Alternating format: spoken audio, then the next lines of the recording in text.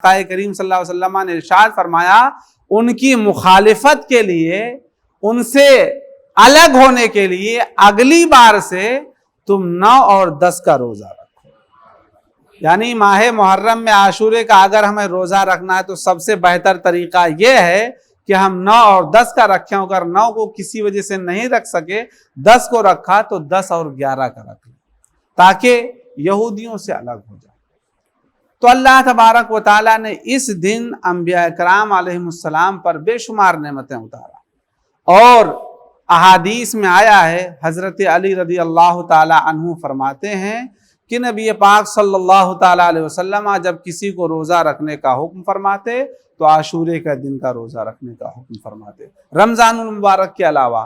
اور اس دن کو ایک فضیلت اور حاصل ہے کہ جب تک رمضان المبارک کے روزے فرض نہیں تھے، عاشورے کا روزہ اس امت پر بھی فرض تھا۔ جب اللہ تعالیٰ نے قرآن پاک میں آیتیں اتارا رمضان المبارک کے روزے کے تعلق سے، تب اس کی فرضیت منسوخ ہو گئی۔ تو عزیزان ملت اسلامیہ، یہ دن بہت اہم ہے۔ اب ہم اور آپ یہ جو حضرت آدم سے لے کے حضرت عیسیٰ تک انبیاء کرام علیہم الصلاۃ والسلام پر اللہ نے نعمتیں اتارا، یہ اپنی جگہ مسلم ہیں، لیکن اب اس ماہ مبارک میں، اس ماہ محرم کے اندر جو ہم اور آپ محفلیں سجاتے ہیں، مناتے ہیں، ذکر سنتے ہیں، یہ سب حضرت سیدنا سید الشہداء امام حسین رضی اللہ تعالی عنہ کا صدقہ ہے، کیونکہ آپ کی شہادت بھی اسی ماہ بابرکت میں ہوئی، اور آپ کی شہادت عظیم شہادت ہے۔ میں نے جو قرآن پاک میں آیت کریمہ آپ کے سامنے پڑھا، قرآن پاک سے اللہ فرماتا ہے وَلَا تَقُولُوا لِمَنْ يُقْتَلُ فِي سَبِيلِ اللَّهِ أَمْوَاتٍ، کہ اے لوگو ان کو مردہ نہ کہو جو اللہ کی راہ میں مارے جائیں، اللہ کی راہ میں قتل کیے جائیں۔ اللہ فرماتا ہے بل احیاء ولکن لا تشعرون، بلکہ وہ زندہ ہیں لیکن تمہیں ان کی زندگی کا شعور نہیں۔ حدیث پاک میں آیا ہے کہ نبی پاک صلی اللہ تعالی علیہ وسلم ارشاد فرماتے ہیں کہ اللہ تبارک و تعالی نے شہداء کی روحوں کو یہ فضیلت عطا فرمایا کہ وہ سبز پرندوں کی شکل میں جنت میں جہاں چاہیں سیر کرتے ہیں اور جہاں سے چاہتے ہیں کھاتے ہیں۔ اللہ تبارک و تعالیٰ نے شہداء کو یہ عطا فرمایا، اور شہادت کا مرتبہ ایک عظیم مرتبہ ہے کہ شہید کے لیے کچھ ایسی فضیلتیں اور خصوصیتیں ہیں کہ اور لوگوں کو نہیں۔ جیسے کہ حدیث پاک میں آیا، شہید جب شہید کیا جاتا ہے اس کا خون کا قطرہ زمین پر گرنے سے پہلے اللہ تعالیٰ اس کی مغفرت عطا فرما دیتا ہے، اور دنیا کے اندر ہی جنت میں اس کا ٹھکانہ اسے دکھا دیا جاتا ہے، اس کے تمام گناہ معاف کر دیے جاتے ہیں۔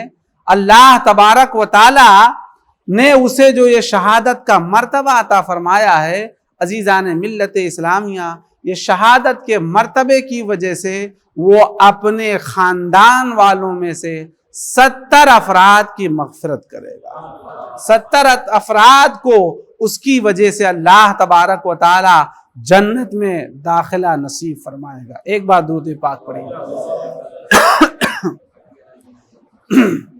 اللہم صلی علی سیدنا مولانا محمد بارک وسلم صلاۃ و سلام علیکہ رسول اللہ صلی اللہ علیہ وسلم۔ تو شہادت کا مرتبہ یہ بڑا عظیم مرتبہ ہے، اور میں نے جو آیت کریمہ پڑھا اس میں وہیں پر اللہ نے یہ بھی ارشاد فرمایا وَلَنَبْلُوَنَّكُمْ بِشَيْءٍ مِّنَ الْخَوْفِ وَالْجُوعِ وَنَقْصٍ مِّنَ الْأَمْوَالِ وَالْأَنفُسِ وَالثَّمَرَاتِ وَبَشِّرِ الصَّابِرِينَ، کہ اے لوگوں ہم تمہیں ضرور آزمائیں گے۔ کس سے آزمائیں گے؟ کچھ خوف سے، کچھ پھلوں کی کمی سے، جانوں کی کمی سے، اور اے لوگوں آگاہ ہو جاؤ جس نے اس آزمائش میں صبر کیا تو صبر کرنے والوں کو اللہ تعالیٰ خوشخبری عطا فرماتا ہے۔ اللہ فرماتا ہے محبوب صبر کرنے والوں کو خوشخبری سنا دیں۔ اب اگر اس آیت کریمہ کی تفسیر آپ دیکھیں امام حسین اور آپ کے خاندان کی تاریخ پڑھ لو تو آپ کو وہاں سب مل جائے گا، کربلا کی تاریخ میں، کربلا کے میدان میں، کہ وہاں پھلوں کی کمی سے یعنی روزی کی کمی سے بھی آزمایا جا رہا تھا، دانا پانی بند کیا گیا، دشمن جو دین متین کے دشمن تھے اور دنیا کے دلدادہ تھے، دنیا پرست تھے، ان کا لشکر عظیم سروں پر سوار تھا، لیکن اللہ تبارک و تعالیٰ نے ان نفوس قدسیہ کے قدموں کو ذرہ برابر لغزش نہ ہونے دیا، بلکہ یہ صراط مستقیم پر قائم رہے۔ تو سیدنا امام پاک رضی اللہ تعالی عنہ کی ذات اور آپ کے خاندان کا خاندان اس پوری آیت کریمہ کی تفسیر ہے کہ وہاں ساری چیزیں موجود تھی۔ اب ایک بات کبھی ہو سکتا ہے ذہن میں آپ کے بھی آتی ہو کہ آدمی شہید ہوتا ہے، جب وہ شہید ہوتا ہے کبھی زخمی ہو کر کے ہاتھ کٹتے پیر کٹتے، لیکن احساس نہیں ہوتا ہے۔ آدمی جب تک کہ جان میں جان ہوتی ہے اللہ کے لیے لڑتا رہتا ہے۔ تو اس کی بھی وجہ ہے کہ آپ دیکھ لیں جب کسی چیز کے اندر آپ بہت زیادہ مصروف ہو جائیں، بزی ہو جائیں، تو دوسری اور چیزوں کا خیال آپ کو نہیں آتا ہے۔ آپ جیسے کہ دیکھ لیجئے حضرت سیدنا یوسف علیہ السلام کا واقعہ کہ جب مصر کی عورتوں نے زلیخا کو تانا مارا کہ تم ایک غلام کے عشق میں مبتلا ہو گئی ہو، کتنے افسوس کی بات ہے، تو جب زلیخا نے ان کے تانوں کو سنا تو اپنے اوپر سے لگے الزام کو ہٹانے کے لیے سب کی دعوت کیا اور بے اختلاف روایت لیمبو یا خربوزہ کاٹنے کے لیے دے دیا اور کہا جب میں کہوں کاٹ دینا۔ حضرت یوسف علیہ السلام سے کہا آپ یہاں سے چہرے سے پردہ ہٹا کر کے گزر جائیں۔ تو چونکہ بظاہر اس وقت وہ ان کی ملکیت پہ تھے، ان کی بات ماننا ہوتا تھا۔ حضرت یوسف علیہ السلام عورتوں کے وہاں سے جب گزرے تو عورتیں آپ کا حسن و جمال دیکھ کر کے انگشت بدندہ ہو گئیں۔ قرآن کریم خود بیان فرماتا ہے ان ھذا الا ملک کریم، ان لوگوں نے کہا یہ تو ایک عظیم فرشتہ ہے، یہ تو ایک عظیم فرشتہ ہے، یہ تو انسان دکھائی ہی نہیں دیتا۔ اتنے آپ حسین و جمیل تھے اور اسی حسن و جمال میں ان کا کھونا تھا، اسی محویت کے عالم میں، اسی جو ہے دیکھنے کے عالم میں جب ان لوگوں نے لیمو کاٹا تو لیمو کے ساتھ ساتھ میں اپنی انگلیاں بھی کاٹ ڈالا۔ حضرت یوسف جب تک رہے اس جگہ پر انہیں احساس تک نہ ہوا۔ کیوں نہیں احساس ہوا؟ کیونکہ وہ جمال یوسف میں اتنا کھوئی تھیں، جمال یوسف دیکھنے میں اتنی بزی تھیں کہ انہیں اور کسی چیز کا خیال ہی نہیں آیا۔ تو جب جمال یوسف کا یہ عالم ہے تو جو جمال خداوندی اور جمال مصطفی دیکھنے میں مصروف ہوگا اس کا عالم کیا ہوگا۔ اسی لیے سیدی سرکار اعلیٰ حضرت علیہ الرحمت والرضوان نے اس کی ترجمانی کیا حور پہ آنکھ نہ ڈالے کبھی شیدا تیرا، حور پہ آنکھ نہ ڈالے کبھی شیدا تیرا، سب سے یگانہ ہے اے پیارے شناسا تیرا، سب سے یگانہ ہے اے پیارے شناسا تیرا۔ اور کہتے ہیں تیرے قدموں میں جو ہیں غیر کا منہ کیا دیکھیں، تیرے قدموں میں جو ہیں غیر کا منہ کیا دیکھیں، اور کون نظروں پہ چڑھے دیکھ کے تلوا تیرا، کون نظروں پہ چڑھے دیکھ کے تلوا تیرا۔ تو جب یہ شہداء اللہ تبارک و تعالیٰ کا عشق ان کے دلوں میں ہو جاتا ہے، جمال خداوندی دیکھنے میں مصروف ہوتے ہیں، تو یہ سارے درد کو بھول جاتے ہیں، انہیں کسی قسم کا کوئی درد نہیں ہوتا۔ اور درد شہادت، لذت شہادت کے تعلق سے تو حدیث پاک میں آیا ہے کہ کل بروز قیامت شہداء سے پوچھا جائے گا کہ اے شہدائے کرام، کیا تم نے اس جنت میں کوئی کمی پایا؟ تو سارے جنت میں تو بہرحال کسی چیز کی کمی نہیں ہے۔ اللہ تعالیٰ نے جنت میں ہر قسم کی نعمتیں جو ہے جنتیوں کے لیے میسر کیا ہے۔ تو شہداء اس وقت عرض کریں گے ہاں مولا، جنت میں اس ایک چیز کی کمی ہے کہ جو ہم نے دنیا میں لذت شہادت پایا تھا وہ لذت شہادت یہاں نہیں۔ تو عزیزان ملت اسلامیہ، تو شہادت کی لذت وہ لذت ہے جو شہید محسوس کرتا ہے، اور اللہ تبارک و تعالیٰ نے شہیدوں کو جو عظیم مرتبہ عطا فرمایا ہے، اور انہی شہداء کی جماعت کے سردار حضرت سیدنا امام حسین رضی اللہ تعالی عنہ ہیں۔ آپ کو سید الشہداء کہا جاتا ہے۔ آپ جنتی نوجوانوں کے بھی سردار ہیں اور شہیدوں کے بھی سردار ہیں۔ تو اس مہینے میں ہم اور آپ سیدنا امام حسین رضی اللہ تعالی عنہ کی محفلیں مناتے ہیں۔ ساتھ ہی ساتھ میں آپ کو ماہ محرم کی کچھ خرافات کے بارے میں بتا دوں تاکہ آپ اچھی طریقے سے جان لیں۔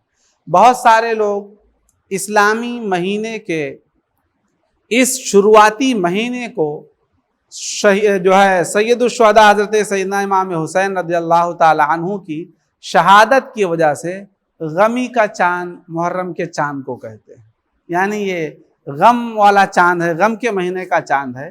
تو ایسا کچھ نہیں کہ یہ غم کے مہینے کا چاند ہے، ورنہ اس سے بڑی بڑی انبیاء کرام علیہم السلام کو تکلیفیں دی گئیں۔ اب آپ اگر سیرت رسول پاک صلی اللہ علیہ وسلم پڑھیں گے تو آپ کو پتہ چلے گا کہ جب ہمارے آقا خود طائف جو ہے تبلیغ دین کے لیے گئے تو آپ کو وہاں کے اوباش لوگوں نے اور کافروں نے اتنے پتھر مروائے آپ کے اوپر کہ آپ کے جوتوں کے اندر خون بھر گیا، اور جو ہے پیروں میں خون جو ہے پورا جمع ہو چکا تھا۔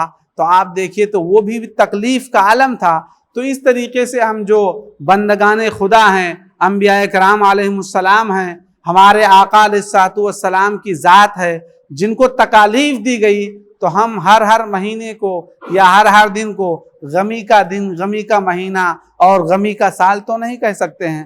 تو عزیزان ملت اسلامیہ، یہ سب کوئی چیز نہیں ہے۔ اور ساتھ ہی ساتھ میں شادی بیاہ کے تعلق سے بھی آپ کو بتا دوں کہ بہت سارے لوگ کہتے ہیں کہ محرم میں، سفر میں شادی کرنا چاہیے یا نہیں کرنا چاہیے۔ تو میں آپ کو بتا دوں کہ از روئے شرع محرم کے مہینے میں شادی کرنا ناجائز و حرام نہیں ہے۔ کوئی بھی اس مہینے میں بھی شادی کر سکتا ہے۔ البتہ شادی کرنے کے لیے منع اس لیے لوگ کرتے ہیں کہ چونکہ سیدنا امام حسین رضی اللہ تعالی عنہ کے شہادت کے واقعات جب آدمی نئے سرے سے سنتا ہے تو آدمی پھر وہی ماحول سوچ کر کے غمگین ہو جاتا ہے۔